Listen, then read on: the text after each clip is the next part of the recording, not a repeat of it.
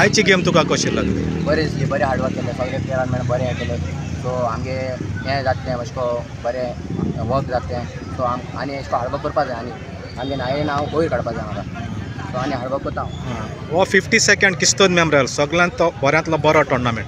ह्या टोर्नामेंटाक खेळोंक तुका कशें दिसता? म्हाका बरें दिसलें कित्याक म्हाका आल्विजान म्हाका एक चान्स दिलो. सो म्हाका म्हजो परफॉर्मन्स दाखोवपाक हांवें म्हजो परफॉर्मन्स दाखयलो.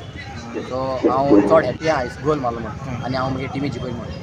तुजो फ्युचर्स प्लॅन्स कितें आसा? म्हजे फ्युचर प्लॅन कितें म्हगे हार्डवर्क करून आनी हांव सगळ्या फॅमिली नांव वयर काडलो. सो हांव एक बरो ड्रीम चिंतलो करपाचो. कसलें ड्रीम तुजें? सो म्हगे एक फॅमिली अशें करून सपोर्ट दिवपाचो खेळोन. सो हांव आनी चड हार्डवर्क करून हें करून सगळें हें करून दिता. हे भुरगे आसात दुसरे फुटबॉल जे खेळोंक येतात तांकां तूं कितें मॅसेज हांव दिता? तांकां म्हणटा थोडें मातशें हार्डवर्क कराय. ओके तुमगे येयल्यार बरें इम्प्रूव जातलें.